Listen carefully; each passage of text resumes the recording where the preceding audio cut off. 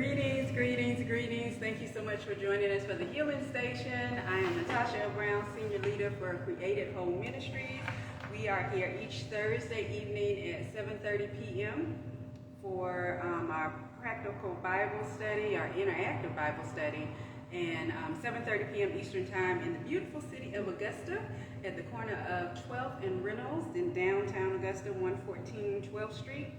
And you can definitely come join us in person or here on Instagram. So we're going to open up with prayer. Abba, help us to be concerned about those things that concern your heart, your people, your way. Thank you for protecting us over the past several months, which have turned into years. Help us to continue to watch and pray, to know where to send our angels. Stir up our God-given courage to speak boldly as we ought to speak. In the name of Yeshua, amen, and thank God. So again, welcome. And this is the Healing Station for Created Whole Ministries. And with Created Whole Ministries, our mandate, we are here to help shorten the healing curve through the word of the Lord. And, you know, this week has been a little interesting. And I think what just happened was actually a good example of my topic. So I heard someone say, and I'm not sure if it's their quote or not, so I won't quote them because they put it in print and then put their name on it. People in therapy are often in therapy to deal with the people in their lives who won't go to therapy. People in therapy are often in therapy to deal with the people in their lives who won't go to therapy, which is very interesting, very true, but sometimes it's you. And the situation we just had, it may just be me. It may just be me. No matter what we tried, it wasn't working. So maybe it's just me, right?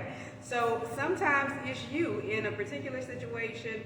We can blame everyone, we can look everywhere, but sometimes it's just you. It's you. No matter how you look at it, it is you. So there was a song, I thought it was in the 70s, but I looked it up, and it was in 1981 that was released. Dean Roy Morgan, a song called I'll Do Anything for You. And that song just kept ringing in my head as I was going through and trying to get this sermon to come together, or this teaching to come together. And it was very, very interesting to me, the words. I finally looked up the words to the song. I don't ever remember hearing the song all the way through. It's just kind of a catchy tune. But he basically says that I'll do anything for you. And so it's a man, so he was talking about a woman. He'd do anything for her, right? He'd give her the world, whatever she wanted, he'd do anything. And there's a line in the song that says, they think I'm crazy, which sometimes you get into situations where it does look like you may be just a little bit crazy for doing what you're doing. But when we are in particular relationships, having that commitment and saying, I'll do anything for you without any stipulations, without any standards, it basically creates a situation where loyalty can become a prison. I'll say it that way. So what we want to keep in mind is not that you'll do anything, because I was in a situation like that, and after the situation, I thought about it. You know, I had not put any boundaries or standards on what it is that I would not do. Even though I have standards, right? And not everyone has standards. I remember teaching that to some young people one time, and they only knew the standards based on what the school system gives, the handbooks they give out every year, right? That's the only standard they knew. They didn't know that there was a standard in their home or in their household, but there's always a standard, whether it's spoken or not. You know what the rules are when you go to certain places, especially if you go to someone's house. So what we should be saying instead of I'll do anything for you is I'll do almost anything for you, right? that does not go against God's word and will not cause me to go against my standards or my boundaries. So no relationship is worth going to hell for or living in hell here on earth for because of your loyalty. And the definition of loyalty, just the standard definition, a strong feeling of support or allegiance. And that's standard. A strong feeling of support or allegiance. Biblically, a commitment to an ongoing relationship and to the attitude and behavior demanded by it, see, makes a difference. It is evident in human relationships and also in the covenant relationship between God and his people. So we want to be mindful of our loyalty, right? Loyalty will keep you in a place Abba has long gone or he's departed from, and you're still trying to super glue things back together to keep the relationship together. Sometimes it's not going to work. So, disclaimer, I'm not telling anyone to leave any particular relationships. I am just teaching a lesson. So you leave at your own risk. You know, I don't want anybody texting me saying this, that, and the other. Especially don't quit your job if you need to be working, because I talked to someone a couple of weeks ago.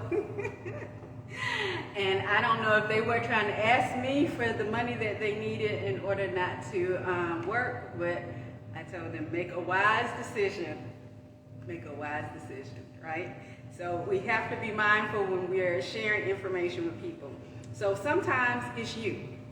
And the first thought that I had with this particular topic, sometimes it's you, is with 2 Samuel 12. And we'll do, I think I'm going to read off the first 15 verses. And it's a common story that a lot of people don't deal with it. If you, I guess, brave enough, you deal with it. Many people pick and choose parts of it, but it's a common story. 2 Samuel 12, and we're going to read the first 15 verses.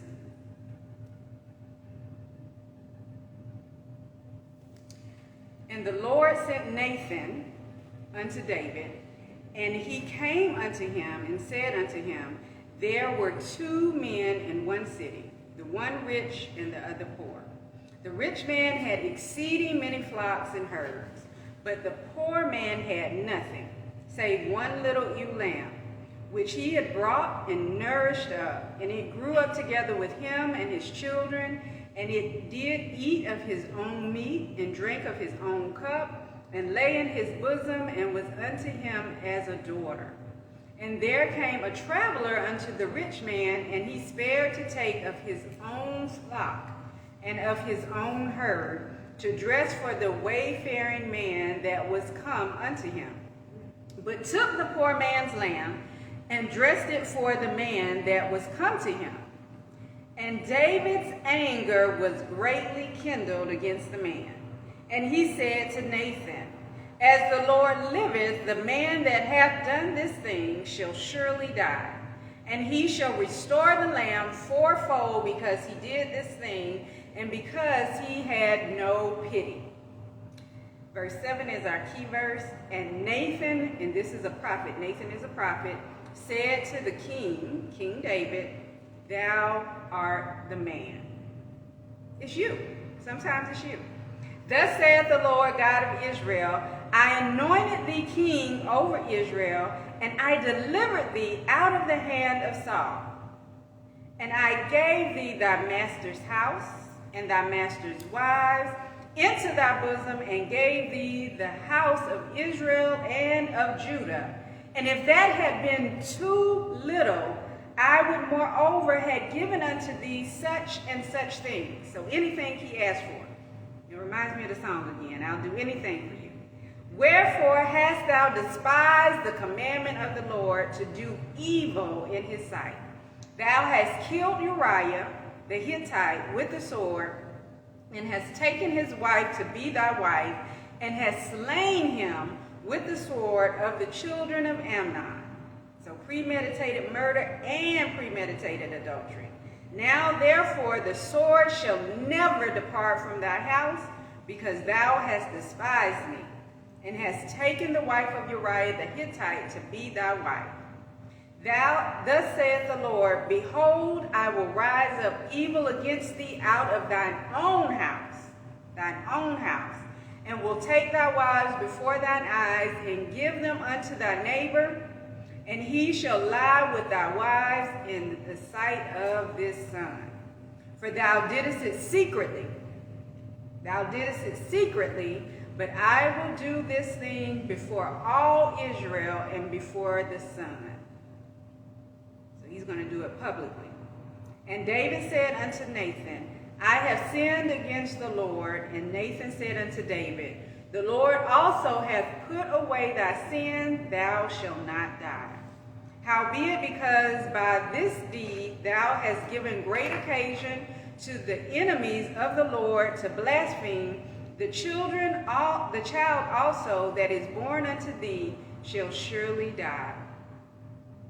And this is verse 15. And Nathan departed unto his house, and the Lord struck the child that Uriah's wife bare unto David, and it was very sick. So this particular account of, the person, I guess, righteous indignation, showing righteous indignation, this account all came out of isolation. So David's men were out at war, they were out at battle, and as the king, David should have been out with the men, but he was not. He was home. So he was home on the rooftop, looking where he shouldn't have been looking, doing what he shouldn't have been doing, and he began to make plans to take this woman, even though after he found out who she was and that she was married, he still went ahead and did what he did anyway. So there are several different things in this whole passage, is the whole thing. So verse number 1, the Lord sent Nathan unto David, which would show grace, and then on Nathan's part, since the Lord sent him, it wasn't as much danger, but going before the king without permission, and actually to accuse the king or correct the king is what actually he was doing. But, David could have took it any kind of way, and he could have saw him as accusing him, but he was protected by God, but God still saw it fit. It shows the relationship between David and God, and this is why David is called a man after God's own heart, because he immediately repented. But this could have went a completely different way. Nathan used wisdom in using the parable and almost bringing it to the king as if it was something that he needed to rule over and actually execute. So it had been a few months since the sins that David had committed. So it's easy to get comfortable since you thought you got away with doing something that, you become puffed up and think you can judge other people. When in verse 7, even with David's anger, verse 7, Nathan said, thou art the man.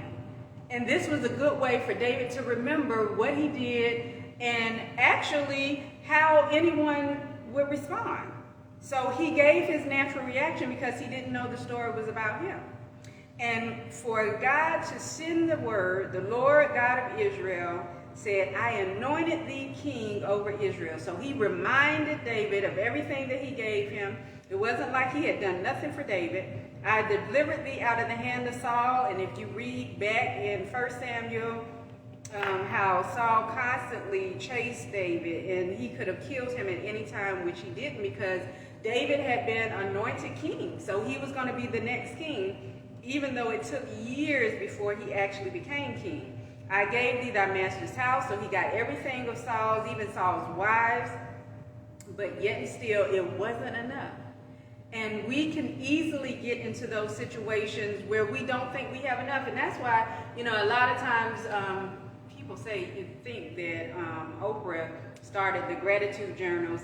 But if we began to read Psalms, the gratitude journal started then, showing how thankful we are, showing how grateful the writers were, showing that they appreciate what God did. And as we see what it is that God has done, what God has given us, we can begin to multiply what it is that we have. But when we are constantly looking And like I said, isolation. David was somewhere he shouldn't have been. He was not with the men, the mighty men of valor like he normally was. He was a warrior. And nothing changed just because he became king, but he was taking a break. And sometimes in taking the break, we all need mental breaks, but being idle, just completely idle when you're someone that is a creative, because he was a king, he was a shepherd, he was a writer of many of the songs, which were actually songs or poetry, depending on, the one you read. So he was a creative. And as a creative, you can't sit and be idle. You can't sit and do nothing. We're all creative because we're created in the image and likeness of our Father. But some of us are more creative than others. So God in verse 8 said, I would moreover have given unto thee such and such things. Didn't even limit it. Anything that David asked, he would have gave to him. But yet and still, he made this plan. He premeditated it. He had enough time, even once Bathsheba came, he still had time to stop and not go forward with it because he knew she was married. Then to have her husband come, hoping that once he found out that she was pregnant, that they would sleep together and he could think the baby was his. Uriah was so committed to the war and what was going on that he wouldn't even go into the house to his wife to sleep with her. He wouldn't drink, he wouldn't party. He was not taking a break. He stayed focused, which is what David should have been doing. So he actually showed David up. But yet and still, he made plans to kill him by sending him with a letter by his own hand to Joab to put him on the front line so that he would be killed, so that David wouldn't be caught in what was going on. Because that would have been a disgrace just with all of the law that was going on. This is the Old Testament. It would have been a disgrace for Bathsheba. It would have been really bad. So just like I said, you did this in secret, and I'm going to do it openly, which he did. Several chapters over, David's son was the one, and it says a neighbor, which, it could have been considered a neighbor, but if you read the story of David and Absalom, you wouldn't consider him a neighbor. He was definitely an enemy at the time. The Lord also hath put away thy sin, thou shalt not die. So all of this took place, right? And you may think this gives somebody else the opportunity to go out and do whatever they want, knowing that they'll be forgiven, but intentionally doing something wrong is the sin. Like I said, David knew she was married, right? Then he knew when he wrote the letter asking Joab to put Uriah on the front line that he was going to be killed. All of this was done knowingly. This is where the sin comes in, when you know that you're doing something wrong, but you do it anyway. And we've all done it, whether something as large as this or something that we would consider small, right? Sin is sin, no matter what size the sin is. Sin is sin, and that's how God sees it. So isolation created the perfect excuse for David to commit adultery, even though he had all the wives and concubines. He had enough to keep him occupied. He didn't need anyone else's wife. So thou art the man. When that was said in verse 7, that, no armor would have been able to protect him from that blow. When he realized that Nathan knew because God had told him. So he had not just sinned, but he sinned against God. He went against God, the God that he said he loved, right? So Prophet Nathan could have easily have been killed, going before King David, but with David's repentant heart, it made it a completely different thing. And so with Psalms 51, and I'm going to read it from the Message version, but Psalms 51 is definitely a good repentant, and this gives a little touch of why David is known after a man after God's own heart, because of the things that he said. In the Message version gives a little more detail. So Psalms 51.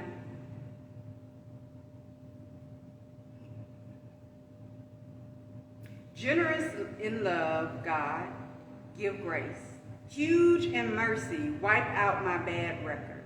Scrub away my guilt, soak out my sins in your laundry. I know how bad I've been. My sins are staring me down. You're the one I violated, and you've seen it all, seen the full extent of my evil. You have all the facts before you. Whatever you decide about me is fair. I've been out of step with you for a long time, in the wrong since before I was born. What you're after is truth from the inside out. Enter me, then conceive a new, true life. Conceive a new, true life, so a rebirthing. Soak me in your laundry, and I'll come out clean. Scrub me, and I'll have a snow white light. Tune me in to foot-tapping songs. Set these once broken bones to dancing. Don't look too close for blemishes. Give me a clean bill of health. God, make a fresh start in me. Shape a Genesis week from the chaos of my life. Don't throw me out with the trash or fail to breathe holiness in me. Bring me back from gray exile. Put a fresh wind in my sails. Give me a job teaching rebels your ways so the lost can find their way home. Commute my death sentence, God, my salvation, God, and I'll sing anthems to your life-giving ways. Unbutton my lips, dear God. I'll let loose with all your praise. Going through the motions doesn't please you. A flawless performance is nothing to you. I learned God worship when my pride was shattered. Heart shattered lives ready for love don't for a moment escape God's notice. So with all of that being said, in Psalms 32, he has the same type of thing going on. But all of that, he in one breath he's saying, wash me and cleanse me. In the next place, he's saying, don't let me go. So he wants that relationship that he had with God before, and he doesn't want to be in the situation. And, it had to be hard, especially once he heard of what the punishment would be. So Bathsheba's carrying the baby to full term, and then the baby's going to be sick and die. So that's heartache on both parts, both parents. Then to know that he's waiting for his neighbor, not knowing who it was going to be, to take his wives before the sun, which did happen. And all of that being said, yet and still, he still was able to worship God. Yet and still, he was still able to be mindful of what it is and who God was to him. Not being in an angry place, not being in a place of malice, or having a mindset that, God has forgotten me, which in some cases when we get into situations, get into relationships that we shouldn't be in, again, where God has left what we decided to say, and then we cry out to God and want to know why and what happened, it's us. God reveals to us, it's us. We are the reason that it's happening. We're holding on to something, and this is just like with the prophet Samuel and Saul, King Saul. King Saul went against what God told him to do, and he left him. He gave him an evil spirit, and that's how David even came into the picture. But yet and still, the prophet was still mourning the king. And God said, listen, I'm through with it. Wipe the sadness, get yourself together. We're going to anoint a new king. I know who I want. We're moving on. So sometimes we stay in relationships longer than we're supposed to. We're in places we're not supposed to be, and we wonder why we're suffering. And I've done that on multiple occasions, and I went through a process at the beginning of the year.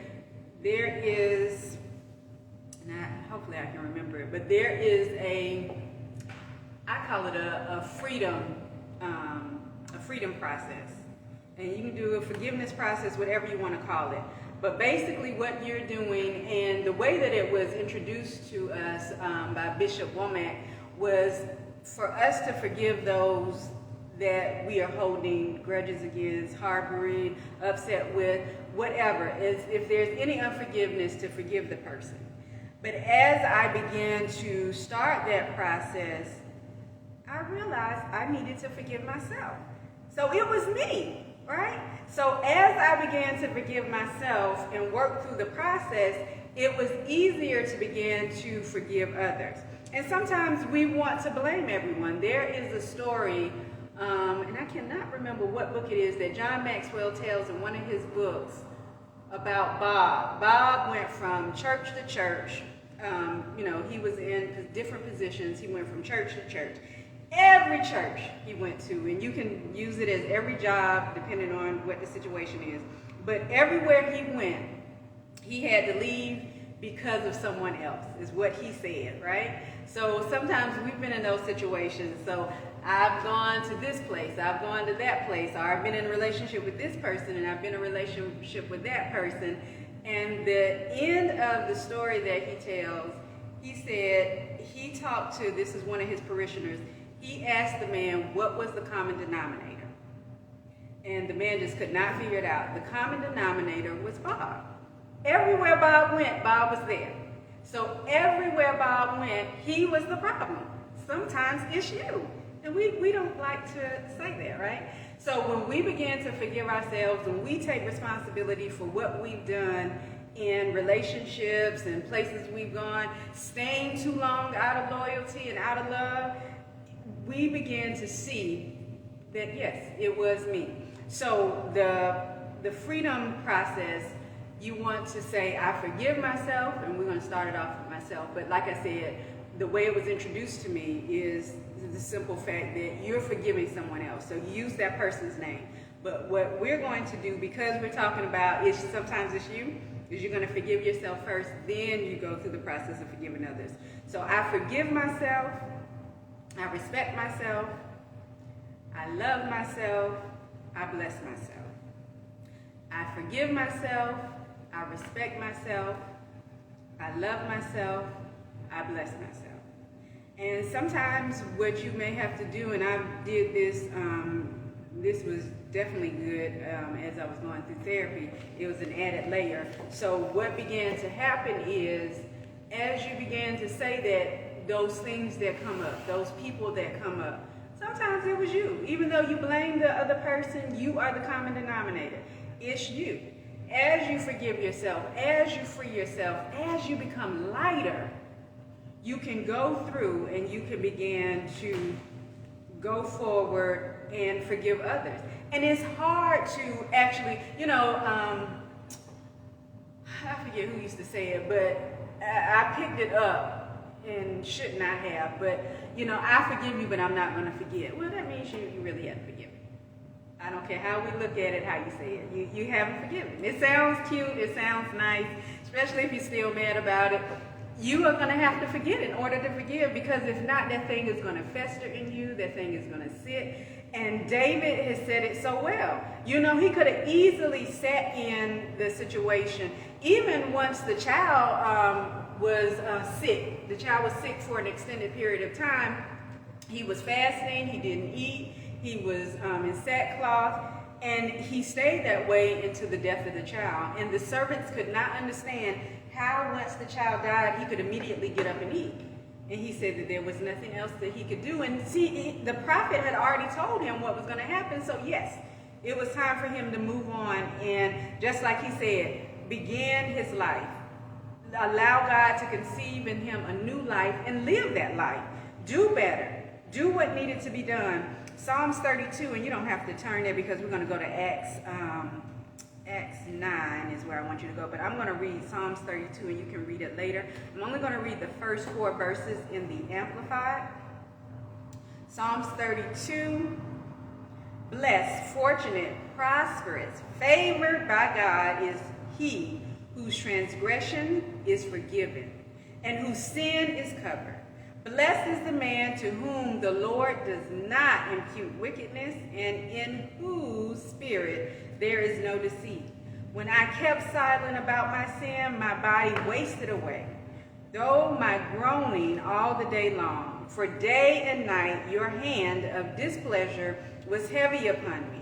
My energy, vitality, strength was drained away as with the burning heat of summer. So that's what's taking place when I forgive but I don't forget. That's what's taking place when we don't forgive. That's what's taking place when we don't realize that we are the issue and we're trying to blame everybody else. When we begin to take responsibility for our part, not saying that the other person or the situation didn't create something, but if we can take responsibility for our part, we can freely move on. So in Acts 9, this is another situation where sometimes it's you. This was created by ego, though. So this one is a good one, too. This is one of my favorite transformations, because if you know anything about Saul in the New Testament, Saul was dedicated 100% to what he was doing. He was dedicated to everything he did. He was highly educated. He was a religious man. You know, he would be considered upper echelon if he was living now, right? So before social media, before newspapers, any of that stuff, when everything was moving slow before you could get information, this is what was taking place. So Acts 9, we're going to read the first, we're going to start at verse 1. And so Acts 9, this is with Saul. And with ego, the most popular saying is edging God out. And God and I were talking today, and he was letting me know that ego is elevating the lowercase g God, little g, elevating God, which is self or flesh, on. So we are encouraging that flesh. We're encouraging that non-God nature. We're encouraging that. You know, if we've sinned a little bit and didn't get caught, we're going to keep pushing it and see how far we can go. That's what ego is. Elevating the little g on. Elevating God on. So if we think that we're God, if we think that we're bigger than God, then, you know, we think we can do anything, right? There's no boundaries, no fear. So Acts 9:1. Now Saul, still breathing threats and murder against the disciples of the Lord, and relentless in his search for believers. See, I'm telling you, dedicated 100%. Went to the high priest, and he asked for letters of authority from him to the synagogues. These are places of worship, so it would be like what happened over the past 2 years when everyone was out of the churches. Everyone was run out of the churches. It could be, you know, we can call COVID Saul if we want to, but everybody was run out of places of worship for fear at Damascus, so that if he found any man or woman there belonging to the way, believers, followers of Jesus the Messiah, men and women alike, he could arrest them and bring them bound with chains to Jerusalem. Not just bring them in, but bound with chains to Jerusalem. As he traveled, he approached Damascus, and suddenly a light from heaven flashed around him, displaying the glory and majesty of Christ. So the light was not the S-U-N, it was the S-O-N, right? The Son of God, not the sun in the sky. And he fell to the ground and heard a voice from heaven saying to him, Saul, Saul, why are you persecuting and oppressing me? And Saul said, who are you, Lord? So Saul knew what he was doing, thought he was doing the right thing, but yet and still knew who the Lord was by his voice. And he said, I am Jesus, whom you are persecuting. Now get up and go into the city, and you will be told what you must do. So he's a man of order. He's a man of authority. So he listened. We're going to skip down to verse 8. Saul got up from the ground, but though his eyes were open, and this is key, though his eyes were open, he could see nothing. So they led him by the hand and brought him into Damascus, and he was unable to see for 3 days, and he neither ate nor drank. And so this is the same thing. Saul was the problem. It wasn't the people following. It wasn't the places of worship. It was Saul. Saul was going around running everybody down that believed in Jesus and basically just killing them. Making sure, taking them to jail, which is the same thing, because when you are oppressed or depressing your truth, it's like being killed. Because when you're not operating fully in your purpose, you're not operating fully in your God. So the synagogues were places of worship, right? And he was going towards Damascus. He had already gotten the papers. He had already gotten the high priest's permission to do these things. So he was being used as a weapon by the enemies of God, basically, is all that was. Men and women alike, it says, that he began to arrest them, bound them, and he was going to take them back to Jerusalem. But yet and still, he was stopped in his tracks, and he was reminded of what it is that he knew. He was a man, he knew about the word. He knew about who God was. He knew the truth, but yet and still, he had gotten caught up in who he was, quote unquote, and all of his titles that he had at that time. And even after he was converted, he had been basically he was a bully. Let me say it that way. We'll bring it to today's term. So he was a bully. He was such a bully, such a perfected bully, so good at what he did, that even once he was converted and his name was changed to Paul, the other disciples didn't want to have anything to do with him. The believers were still fearful of him. It took a while before he was accepted, and then there was still a little back and forth with him and Peter because of the assignment he had to the Gentiles versus the assignment of the other apostles to the Jews.